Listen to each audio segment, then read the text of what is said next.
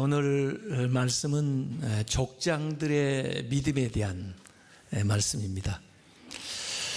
창세기에 보면 이제 족장들의 이야기가 창세기 12장부터 50장까지 나오죠. 사실은 창세기는 대부분 족장들에 대한 이야기라고 보면 됩니다. 그 대표적인 분이 아브라함, 그리고 그의 아들 이삭, 그리고 또 그 아들의 아들 야곱, 그리고 요셉, 이렇게 네 분의 이야기가 나오는데, 오늘 히브리서에도 믿음에 대한 이야기를 하면서 이 족장 네 분의 사실은 하나의 가문인데 그 4대에 걸쳐서 믿음 생활을 한 이야기를 소개를 하고 있습니다. 이 네 사람을 아마 신앙생활을 하는 사람, 모르는 사람이 아무도 없을 거예요. 그만큼 믿음의 명문 가문이다라고 이야기할 수 있습니다. 이 믿음장에 이름 하나 올라가기도 대단한 건데, 그 같은 가문에 있는 사람들이 그냥 대를 이어서 네 사람이 쫙 이름을 올렸다는 것은 대단한 얘기죠. 사실 오늘 이 히브리서는 그 믿음이 이어져 나가는 통로가 뭐냐? 가정이다, 이렇게 얘기하고 있는 거예요. 가정을 통해서 믿음이 전수되는 겁니다. 우리 가운데도 대부분 부모님의 그 헌신을 통해서 믿음을 갖게 된 사람들이 많아요. 또 여러분의 그 믿음 생활을 통해서 여러분의 자녀들이 믿음을 갖게 된 경우가 많고요. 그래서 가정은 참 중요한 것입니다. 그러니까 faith, 믿음은 family, 이 가정을 통해서 전수가 돼요. 옛날에 이제 신앙생활하는 걸 가만히 역사적으로 들춰보면요, 한 민족이, 이스라엘도 이스라엘 민족이 이렇게 하나님을 섬기는 그런 단위로 가다가 한 국가가 어떤 종교를 국가 종교로 해가지고 우리는 기독교다 해서 전부, 우리는 가톨릭이다 뭐 해가지고 이렇게 모슬렘이다 뭐 이렇게 되는데, 아프리카에도 이렇게 선교를 하게 되면요, 이 족장이 개종을 하게 되면 우리 부락은, 우리 부족은 이제부터 다 기독교다 그래가지고 집단 개종을 하는 경우가 현재도 일어나요. 근데 요새는 너무 개인주의가 발달해가지고 우리 가족은 다 예수를 믿는데도 신앙은 자유야 그래가지고 자녀들이 그 신앙생활을 잘하는 경우가 있어요. 어떻게 이 성경에 나오는 이 믿음의 명문 가문들은 그 믿음을 자녀들에게 잘 전수를 해줬을까? 그것이 제가 오늘 보고 싶은 관심이에요. 우선 이 창세기 12장부터 50장까지 나오는 이 족장들의 대단한 이야기를 오늘 히브리서 기자는 딱 한 절에 또는 두 절에 요약해서 그 믿음을 설명을 해야 되니까 뭐 많은 이야기 생략하고 그 중에 신앙의 가장 정점이 되는 중요한 이야기만 하나씩 이렇게 언급을 하고 가는데, 어떤 걸 언급하느냐, 이걸 보면 이 히브리서 기자의 이 관점, 역사로 말하면 사관, 이런 게 들어있다고 볼 수가 있는 겁니다. 그런데 대체로 여기 언급된 분들의 신앙생활을 이 히브리서 기자는 이 얘기하면서 살펴는데, 제가 이렇게 들여다보니까 이 네 분의 이 족장들은 믿음이요, 갈수록 성장하고 성숙돼지는 거예요. 가다가 물론 과정 속에서 질곡이 있었을 수도 있지만 전반적으로는 올라가요. 이렇게 올라가. 그러다가 그냥 하늘나라까지 올라가요.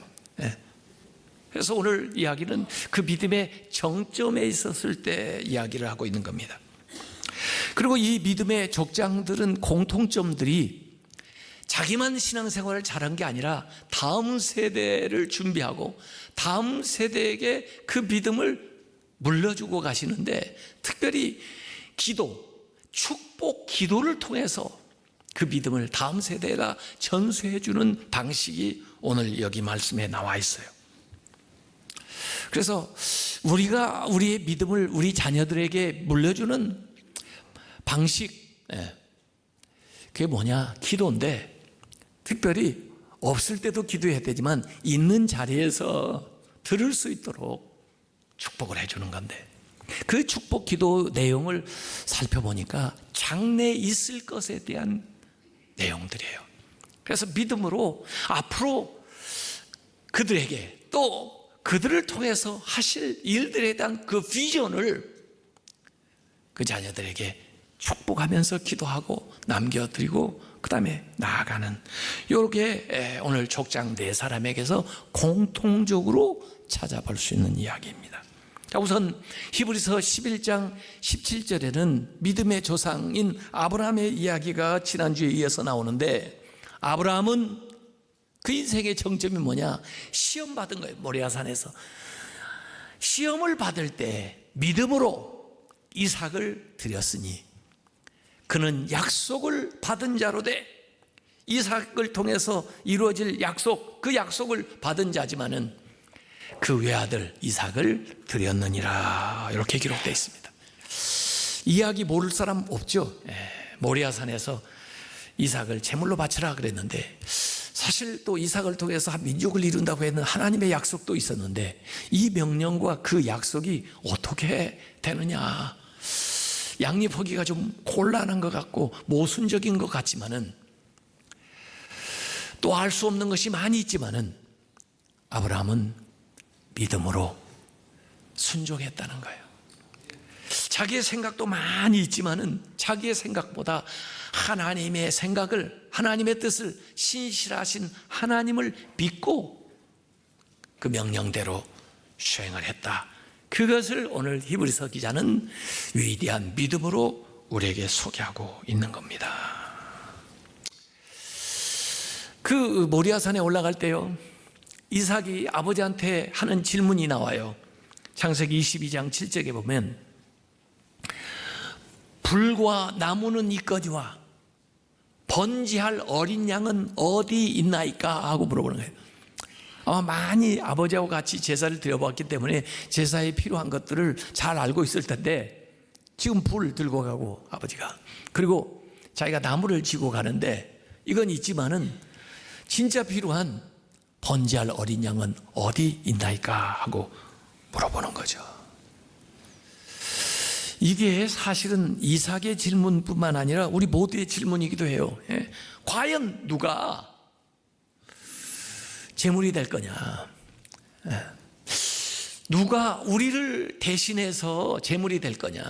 아니, 짐승이 정말 우리를 대신할 수 있느냐? 이런 질문이 모두에게 있는 거죠. 근데 사실은 이 답변을 세례 요한이 요한복음 1장 29절에 보면 예수님을 향해서 예수님을 가리키면서 보라, 세상 죄를 지고 가는 하나님의 어린 양이로다, 이렇게 대답을 하는데, 아브라함도 그 창세기 22장 8절에 이삭에게 얘기합니다. 내 아들아, 번지할 어린 양은 하나님이 자기를 위하여 친히 준비하시리라.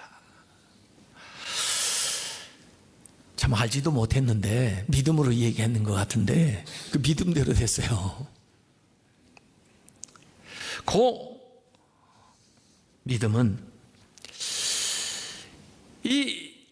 이삭의 죽음 너머에게까지 생각하는 그런 생각에서 나온 거죠. 그래서 실제로 믿음이라는 게 뭐냐? 믿음은요, 죽음 너머의 세계를 보는 것입니다. 그리고 믿음은 죽음 너머에까지 우리를 데려갈 수가 있어요. 세상에 누가 우리를 죽음 너머까지 데려갈까요? 부모가? 물질이 죽음 너머까지 갈 수 있나요? 지식이 죽음 너머에까지 우리를 데려갈 수 있나요? 그러질 못해요. 유일하게 믿음만이 죽음을 넘어 우리를 이끌어갈 수가 있는 거예요. 믿는 사람에게는 하나님의 약속이 죽음에 의해서도 무효화되지 않는다는 것을 이 아브라함은 이야기하고 있는 거죠. 이것을 히브리서 기자는 11장 19절에 다시 이렇게 설명을 해줬습니다. 아브라함이 하나님이 능히 이삭을 죽은 자 가운데서 다시 살리실 줄로 생각하니라. 죽은 자, 죽었다가 다시 살릴 걸로 생각했다는 거예요. 비유를 한다면 이삭은 죽은 자 가운데서 도로 받은 것이니라. 이삭은 죽었다가 다시 살아났다는 거예요. 그 믿음이 무슨 믿음인지 아십니까? 부활신앙입니다. 부활신앙. 죽었더라도 다시 사는 거. 그 믿음이 아브라함에게 있었다 이거예요. 저는 이 구약의 부활신앙이 이 아브라함에게서 처음 나타난 줄 알았더니 사실 지난주에 여러분이 보셨잖아요. 사라에게 먼저 있었잖아요. 사라도 부활신앙. 자기 몸이 죽은 것 같은 것을 알면서도 믿음으로 잉태할 힘을 얻었다고 그랬잖아요. 자기 몸이 살아난 거예요. 그래서 사라의 부활신앙은 없는 것 가운데 있게 되는 건데 자기의 부활로 나타나는 거예요. 근데 아브라함은 있는 것이 드려졌다가 도로 받게 되는, 이것은 자기 아들 이삭의 부활로 나타나는 거예요. 자식의 부활로 나타나는 거예요. 사라는 자신의 부활, 아브라함은 자식의 부활로 이 부활신앙을 경험하는데, 여기에서 중요한 것은 아브라함만 이것을 경험하는 것이 아니라 그 자식 이삭도 똑같은 것을 경험한 거예요. 여기 아브라함의 신앙의 정점으로 이 모리아산을 이 얘기하는 것은 아브라함만 위한 것이 아니라 바로 그 정점이 이삭의 신앙 생활에 있어서도 가장 중요한 사건이 되었다는 거죠. 그게 같이 연결고리가 되는 겁니다. 아브라함의 하나님이 이삭의 하나님이 되는 거예요. 이삭도 충분히 제사가 어떻게 진행되는가를 알고 나무를 짊어지고 올라갈 수 있는 그런 소년이고, 그런데 아버지만 하나님을 경험하는 게 아니라 그 아버지의 하나님을 자기의 하나님으로 경험하는, 자기도 죽었다가 다시 살아나는 그 믿음의 전승이 여기 모리아산에서 일어나는 거죠. 그것을 히브리서 기자는 중요하게 보는 것입니다. 죽은 자를 살리고 생명을 주시는 하나님. 그 다음에 11장 21절에 야곱의 믿음이 나옵니다. 믿음으로 야곱은 죽을 때 요셉의 각 아들에게 축복하고 그 지팡이 머리에 의지하여 경배하였으며. 야, 이 히브리서 기자는 말이에요, 이 위대한 사람들이 이 얘기를 하는데도 딱 한 절로 끝내버려요. 그런데 뭘 뽑아가지고 얘기하는가, 이게 관심이거든요. 저는요. 뭘 보겠다는 건가? 축복한 얘기예요. 다른 것들은 다 살면서 누리고 다 또 베풀고 그렇게 살고, 결국 이삭처럼 이 야곱의 생애에, 그 파란만장한 생애에서도 임종하기 직전에 축복했던 그 축복 기도를 그 인생의 모든 사건 가운데 가장 중요한 사건으로 여기서 취급을 하고 있는 거예요. 그런데 이 관계는 앞에 이삭이 야곱과 에서를 축복할 때는 부자 관계지만은, 아버지와 아들 관계지만은, 여기 야곱이 요셉의 두 아들을 축복한 것이니까 할아버지와 손자, 두 손자의 관계가 나오는 거예요. 그러니까 믿음이라는 게 아버지를 통해서 자녀에게도 이어지기도 하지만, 이제 나이가 더 들어가면은 우리의 역할은 우리의 믿음이 저 손자들까지 미쳐 내려가도록 하는 일이 우리가 해야 되는 일인데, 여기 요셉의 창세기 기사에 정확히 살펴보면 축복하는 이야기가 2장에 걸쳐서 나오는데, 창세기 48장에는 이 야곱이 요셉의 두 아들, 그러니까 손자들을 축복하는 이야기가 창세기 48장에 나오고, 이어서 창세기 49장에는 이 야곱이 자기의 직접 아들인 12아들에게 축복하는 이야기가 49장에 나와요. 그래서 축복 이야기가 2번 나오죠. 근데 오늘 히브리서 기자는 그 49장 아들들을 축복한 얘기보다 손자들을 축복한 이야기를 뽑아가지고 여기다 내놨다는 것에 더 놀라운 점이 있는 거예요. 그렇지 않으면 앞에서 얘기한 것에 반복이 지나지 않죠. 아브라함도 아들 이삭을 축복했고, 이삭도 아들 야곱과 에서를 축복했는데, 그것과 색다른 야곱의 점은 그의 손자들을 축복했다는 거예요. 그래서 요셉이 애굽에서 낳은 그 손자들을 데리고 야곱에 나올 때 아버지가 손을 얹을 걸 생각을 하고, 큰아들 므낫세는 아버지 오른손에 닿을 수 있는 곳에 앉혀놓고, 그 작은 아이들 에브라임은 왼손이 닿는 곳에 앉혀놓고, 임종 직전에 아버지의 축복 기도를 받는데, 이렇게 축복을 하는 게 아니라 아버지가 이렇게 축복을 하는 겁니다. 이상하잖아요. 이렇게 하기도 좀 어색한데 일부러 이렇게 해가지고 축복을 하니까 요셉이 당황을 한 거예요. 아유, 그래도 그동안 오래 같이 안 살아서 모르셔서 그런가 보다. 아버지, 장자가 오른쪽에 있는 아이고 왼쪽에 있는 아는 차자예요. 그랬더니 나도 안다. 나도 안다. 이전에 그 아버지 이삭은 눈이 잘 안 보여서 모르고 애선 줄 알고 야곱을 축복을 했지만, 이번에는 알고도 차자에게 더 큰 축복을 하고 그 다음으로 장자에게 축복을 하는 거예요. 그러니까 이건 자연적인 것이 아니고 사람의 생각이 아니고 하나님의 뜻이다. 그러니까 이게 믿음이죠. 믿음이라는 건요, 믿음으로 산다는 건요, 보통 자연적 세상 사람들이 사는 방식이 아니라니까요. 다르게 사는 거라니까요. 다르게 생각하는 게 믿음이라니까요. 그러니까 믿음이 필요하다니까요. 창세기 48장 19절에 요셉이 얘기하잖아요. 아버지, 그 손이 좀 잘못됐는데요. 그랬더니 그의 아버지가 그 손을 바꾸려고 하니까 그걸 허락하지 아니하며 이르되 나도 안다. 내 아들아, 나도 안다. 2번 반복으로 얘기하잖아요. 물론 큰아들 그도 한 족속이 되며 그도 크게 되려니와, 그 다음에 작은아들 그의 아우가 그보다 큰 자가 되고 그의 자손이 여러 민족을 이루리라. 이건 축복 이전의 예언이에요. 예언. 자, 마지막 11장 22절에는 요셉의 믿음을 얘기하고 있습니다. 믿음으로 요셉은, 여기도 임종시에 죽을 때 이스라엘 자손들이 지금 여기 애굽에 있는데 애굽에서 떠날 것을 말하고 출애굽을 예언했다는 거죠.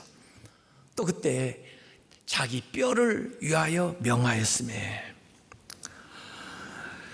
뭐라고 이 요셉이 자기 뼈를 대해서 얘기했냐면, 나중에 하나님이 반드시 우리 자손들을 이 땅에서 다시 약속의 땅, 그곳에 가게 할 텐데, 그때 내 뼈를 유골을 수습을 해가지고, 시간이 많이 지나니까 아마 100골만 남았겠죠. 그때 가지고 가서 그 약속의 땅에 장례를 지내달라, 그렇게 유언했던 그것을 여기 요셉의 믿음에서 아주 위대한 것으로 이 히브리서는 기록을 하고 있는 겁니다. 그가 죽지만은 장래에 일어날 일들을, 다음 세대에 일어날 일들에 대한 비전을 얘기하는 거예요. 지금은 총리의 가족이라고 그래서 대우를 받고 살지 몰라지만 어떻게 상황이 변하고 또 어려워지고, 그래서 결국은 이곳을 떠날 때가 온다는 거. 자기는 어린 유년 시절에 그 고향을 떠나가지고 사실은 인생의 대부분을 이 죽을 때까지 110세가 될 때까지 거의 90세 이상을, 90년 이상을 이 애굽에서 살았지만은, 그럼에도 불구하고 여기에서 총리도 지냈지만은 결국에는 그 약속의 땅에 돌아가게 된다는 것, 그걸 더 물증적으로 확실하게 하기 위해서 내 뼈를 가지고 가라고 그렇게 예언한 것을, 그렇게 유언한 것을 여기 히브리서 기자는 위대한 믿음으로 얘기를 하고 있는 겁니다.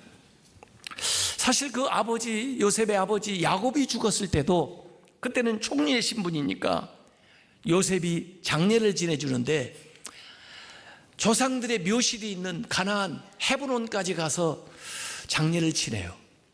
그 바로 왕이 다 그걸 후원을 해줘요.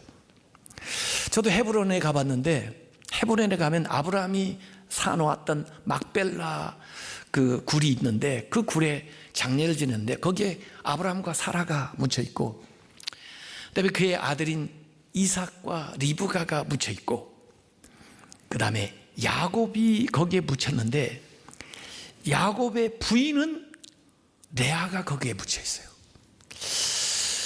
평생 살아있을 때는 라헬이 더 사랑을 받았는데 그 라헬은 객사해가지고 베들레헴에 묻혔고, 진작 죽어서 이 야곱과 같이 묻힌 여자는 레아예요. 그 세 족장들의 무덤이 거기 있습니다. 그런데 야곱의 무덤은, 요셉의 무덤은 어디 있느냐? 더 북쪽으로 쭉 올라가 가지고 세겜이라는 지역이 있는데, 여기는 가나안을 차지하게 될 때 요셉 지파 사람들에게 배당을 해준 땅이에요. 그래서 그 세겜에 가면은 그 가지고 온 유고를 거기에 장사 지낸 요셉의 묘가 세겜에 있습니다. 창세기 마지막 장 50장 24절에 요셉이 아마 형제들보다 먼저 죽었던 것 같아요. 110세에 죽었는데 그의 형제들에게 이르되 나는 죽을 것이나 하나님이 당신들을 돌보시고 당신들을 이 땅에서 인도하여 내사 아브라함과 이삭과 야곱에게 맹세하신 땅, 그 가나안 땅에 이르게 하시리라 이 예언하면서 그때 내 유고를 가지고 나가달라, 뭐 장례를 어떻게 화려하게 어떤 식으로 지내달라, 이런 형식에 대한 문제가 아니라 장소에 대한 이야기를 하는데, 그 가나안 땅에 가서 묻어달라 하는 얘기를 하는 거죠. 왜? 본향을 찾았기 때문에.